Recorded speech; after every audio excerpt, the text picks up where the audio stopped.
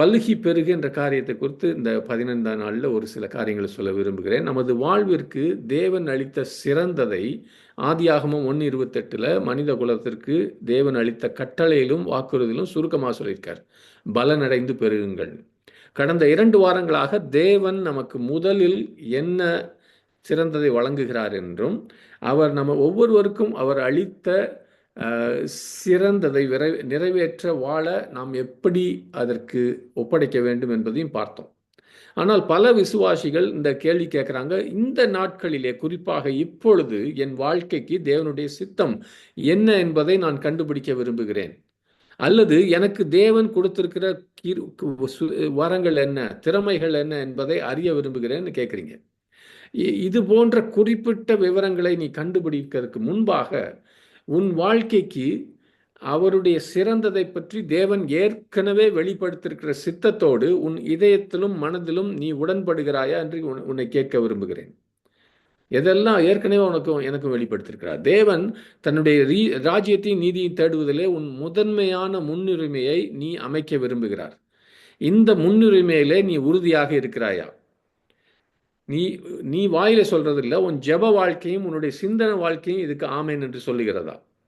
நாம் அவருடைய ராஜ்யத்தை முதலில் தேடும்போது நமக்கு தேவையான அனைத்து உலக தேவைகளையும் அவர் கூட கொடுப்பேன் என்று சொன்னார்.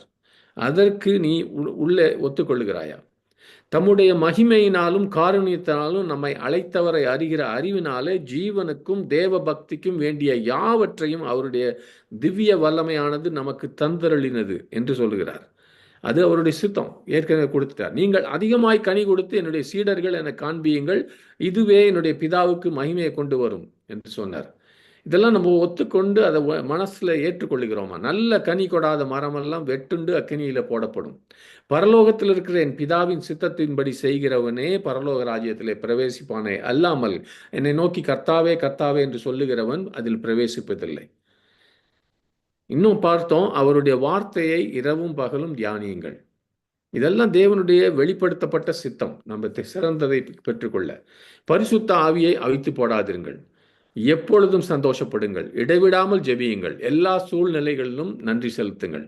இது தேவனுடைய சித்தம் என்று வாசிக்கிறோம். இயேசு கிறிஸ்துவின் ஓமைகளையும் போதனைகளையும் நீ படித்து இவைகளை ஒன்றாக தொகுத்து பார்த்தால் நாம் கிறிஸ்து இயேசுவிலே அதிக கனிகளை கொடுக்கும்படியாக சிருஷ்டிக்கப்பட்டுள்ளோம் என்று தெளிவாக புரிந்து கொள்வாய்.